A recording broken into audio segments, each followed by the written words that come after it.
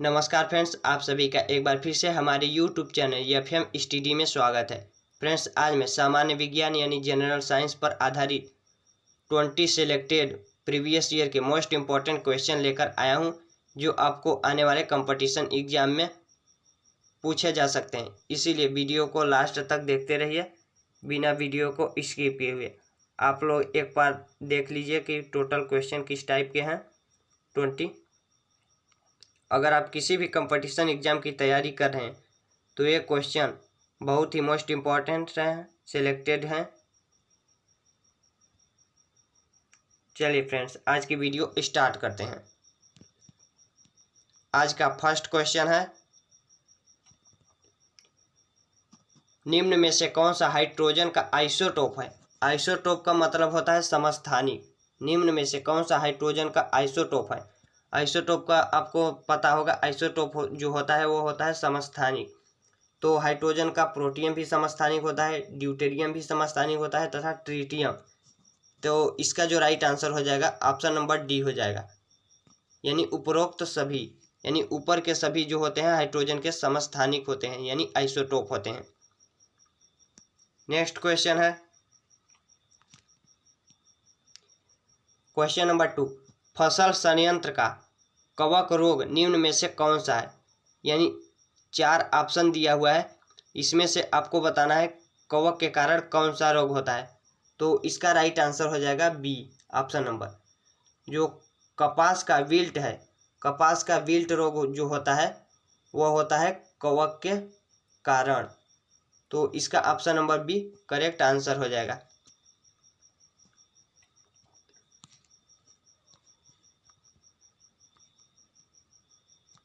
Question number 3 है, परमाणु विखंडन प्रतिक्रिया के दौरान उत्पन्न ऊर्जा का प्रयोग किया जाता है। यानी जो परमाणु विखंडन के द्वारा प्रतिक्रिया के दौरान जो ऊर्जा उत्पन्न होती है उसका उपयोग किया जाता है, यानी किसको बनाने में उसका उपयोग किया जाता है। तो इसका राइट आंसर हो जाएगा बी। क्या हो जाएगा, इसका राइट आंसर हो जाएगा बी, यानी बिजली बनाने में, यानी करंट को जनरेट करने में प्रयोग किया जाता है। जो परमाणु विखंडन प्रतिक्रिया के दौरान जो ऊर्जा उत्पन्न होती है उसको हम लोग बिजली बनाने में उपयोग करते हैं। तो इसका option number B correct answer हो जाएगा। चलिए चलते हैं नेक्स्ट क्वेश्चन की तरफ।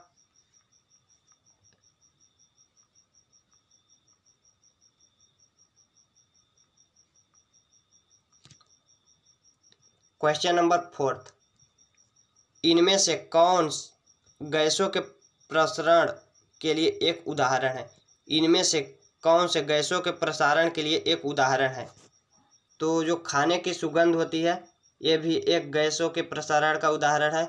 अगरबत्ती की खुशबू ये भी एक गैसों के प्रसरण का उदाहरण है। इत्र की महक, इत्र आपको पता होगा, आप लोग इत्र को हिंदी भाषा में बोल सकते हैं सेंट जो होता है उसकी महक, वो भी एक प्रसरण का उदाहरण है। तो इसका करेक्ट आंसर हो जाएगा डी, उपरोक्त सभी। यानी प्रसरण का मतलब होता है अगर आप एक रूम में किसी भी जगह अगर आप एक बूंद इत्र गिरा देते हैं तो वह उसकी महक जो होती है पूरे रूम में फैल जाती है।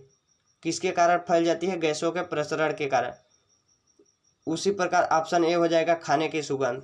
खाने की सुगंध भी गैसों के प्रसरण के कारण पूरे रूम में फैल जाती है। उसी तरह हो जाएगा ऑप्शन नंबर बी अगरबत्ती की खुशबू। अगर आप रूम के किसी एक जगह पर अगरबत्ती जला देते हैं तो उसकी महक पूरे रूम में फैल जाती है, ये भी गैसों के प्रसरण का उदाहरण है। तो आप ये भी क्वेश्चन अच्छे से समझ गए होंगे। चलिए चलते हैं नेक्स्ट क्वेश्चन की तरफ। क्वेश्चन नंबर 5 हो जाएगा, निम्न में से किसमें अधिक ताप होता है। निम्न में से किसमें अधिक ताप होता है। तो इसका जो राइट आंसर हो जाएगा सी, यानी भाप।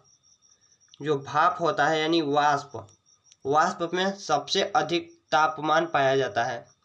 तो इसका करेक्ट आंसर हो जाएगा ऑप्शन नंबर सी, भाप। नेक्स्ट क्वेश्चन हो जाएगा क्वेश्चन नंबर 6। इनमें से कौन महामारी और स्थानिक यानी एपिडेमिक एंड एंडेमाइक दोनों प्रकार की बीमारी होती है? यानी कौन सी वह बीमारी है जो महामारी और स्थानिक यानी एपिडेमिक एंड एंडेमाइक दोनों प्रकार की होती है? तो इसका जो राइट आंसर हो जाएगा ऑप्शन नंबर बी हो जाएगा, हैजा। क्या हैजा जो होता है वह एक महामारी और स्थानिक यानी एपिडेमिक एंड एंडेमाइक दोनों प्रकार की बीमारी होती है। क्वेश्चन नंबर 7 हो जाएगा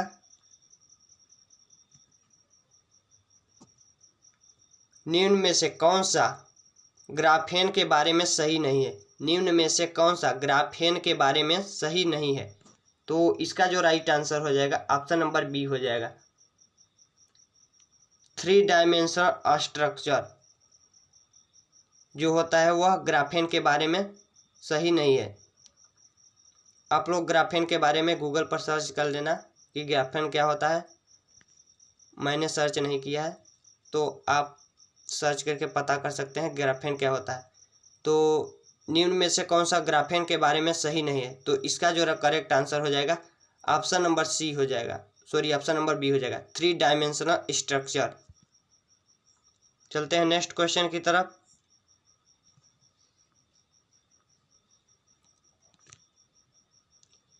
क्वेश्चन नंबर 8, रेजिन क्या है? ये मोस्ट इंपॉर्टेंट क्वेश्चन है, बहुत से कंपटीशन एग्जाम में पूछा गया है। रेजिन क्या है?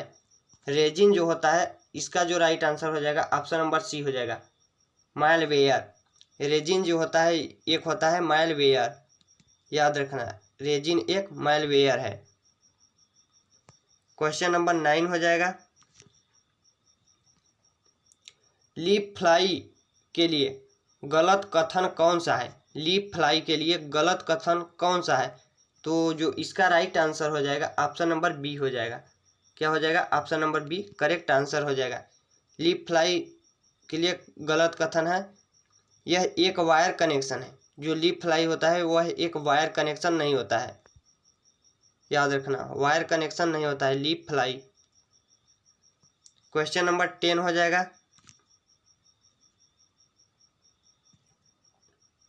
सबसे बड़ा अणु कौन सा है जो मानव तन का एक हिस्सा है? सबसे बड़ा अणु कौन सा है जो मानव तन का एक हिस्सा है? तो इसका जो राइट आंसर हो जाएगा ऑप्शन नंबर ए हो जाएगा, गुणसूत्र फर्स्ट। यानी जो गुणसूत्र फर्स्ट होता है वह मानव तन का हिस्सा होता है, यानी क्रोमोसोम फर्स्ट, जो सबसे बड़ा अणु भी होता है तथा मानव तन का हिस्सा भी होता है। ये सभी क्वेश्चन आप रट कर एग्जाम में जाइएगा। चलिए चलते हैं नेक्स्ट क्वेश्चन की तरफ। क्वेश्चन नंबर 11 हो जाएगा सबसे पहले प्रकाश की गति को किसने मापा था? यानी जो प्रकाश की गति होती है उसको सबसे पहले किसने मापा था? तो इसका जो राइट आंसर हो जाएगा ऑप्शन नंबर बी हो जाएगा, ओलास रोमर ने। प्रकाश की गति को सबसे पहले ओलास रोमर ने नापा था। जो प्रकाश की गति होती है वह होती है 3 × 10⁸ मीटर पर सेकेंड, यही होती है प्रकाश की गति। सबसे पहले प्रकाश की गति को ओलास रोमर ने नापा था। जो प्रकाश की स्पीड होती है यानी लाइट की स्पीड जो होती है 3 × 10⁸ मीटर पर सेकेंड होती है। चलिए चलते हैं नेक्स्ट क्वेश्चन की तरफ।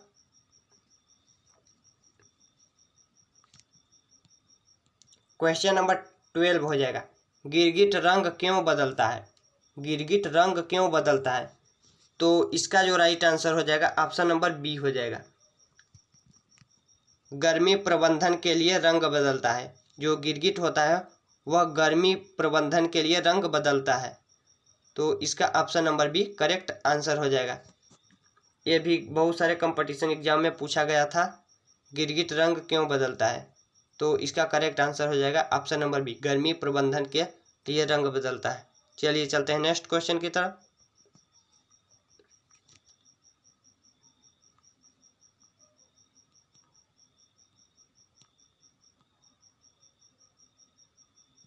क्वेश्चन नंबर 13 हो जाएगा, के इकाई को निम्नलिखित में से क्या मापने के लिए प्रयोग किया जाता है। यानी जो के इकाई होती है इसका उपयोग क्या मापने के लिए प्रयोग किया जाता है। तो इसका करेक्ट आंसर हो जाएगा सी, यानी तापमान। जो के होता है इसी को आप लोग केल्विन बोलते हैं।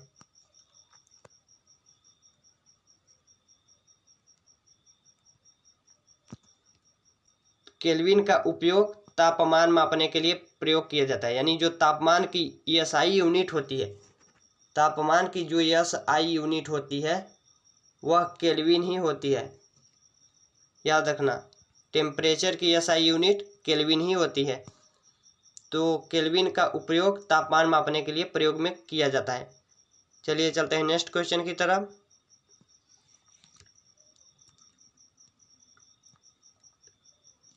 क्वेश्चन नंबर 14 हो जाएगा, विटामिन B1 की कमी से कौन सी बीमारी होती है। विटामिन B1 की कमी से कौन सी बीमारी होती है। तो इसका करेक्ट आंसर हो जाएगा option number D, beriberi. जो बेरी बेरी रोग होता है वह विटामिन B1 की कमी से होता है। जो रतौंधी रोग हो गया यह विटामिन ए की कमी से हो जाएगा। अब चलिए चलते हैं नेक्स्ट क्वेश्चन की तरफ।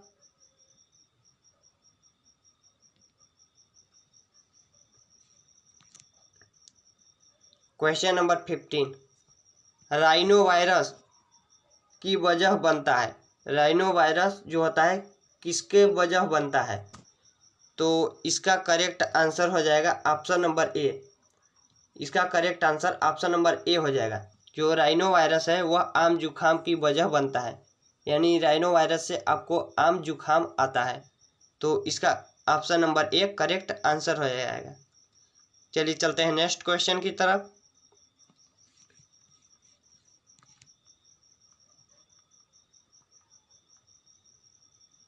क्वेश्चन नंबर 16, निम्न में से किसे स्टार क्वीन नेबुला के नाम से भी जाना जाता है। निम्न में से किसे स्टार क्वीन नेबुला के नाम से भी जाना जाता है। तो इसका जो राइट आंसर हो जाएगा ऑप्शन नंबर ए हो जाएगा, मेसियर 16। जो मेसियर 16 होती है उसको स्टार क्वीन नेबुला के नाम से भी जाना जाता है। चलिए चलते हैं नेक्स्ट क्वेश्चन की तरफ।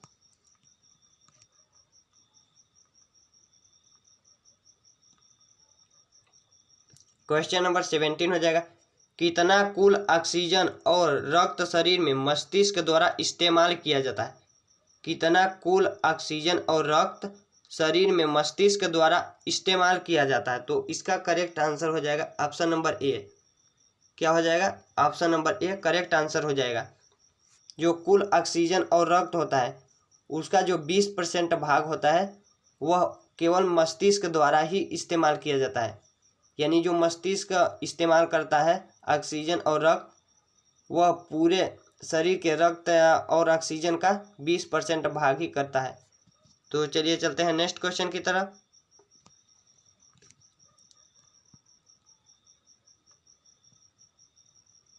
क्वेश्चन नंबर 18, मानव शरीर में सबसे छोटी हड्डी कौन सी है।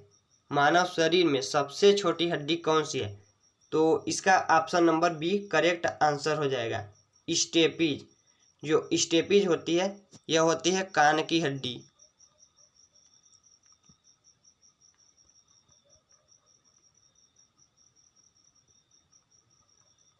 यही जो कान की हड्डी होती है स्टेपी, यह मानव शरीर की सबसे छोटी हड्डी होती है। इसीलिए इसका option number B correct answer हो जाएगा। नेक्स्ट क्वेश्चन हो जाएगा क्वेश्चन नंबर 19, मात्र 2 ऊतक कौन से हैं जो खून से ऑक्सीजन प्राप्त नहीं करते हैं। मात्र 2 ऊतक कौन से हैं जो खून से ऑक्सीजन प्राप्त नहीं करते हैं। तो इसका option number A correct answer हो जाएगा, नाखून और कार्निया। जो आँख होता है, आँख में ही कार्निया पाया जाता है। आँख में, मानव की आँख में कार्निया पाया जाता है।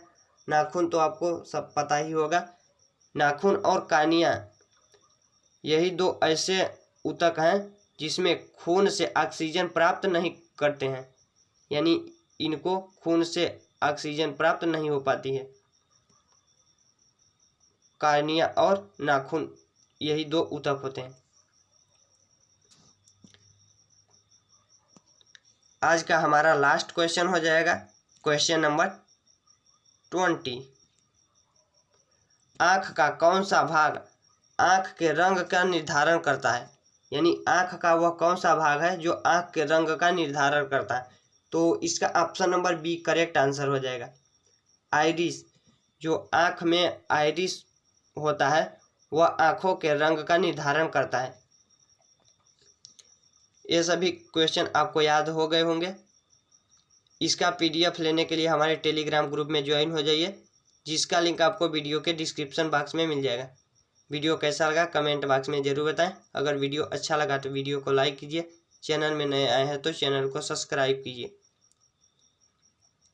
चलिए अब मिलते हैं साइंस की नेक्स्ट पार्ट के वीडियो में, यानी एक और नई वीडियो के साथ।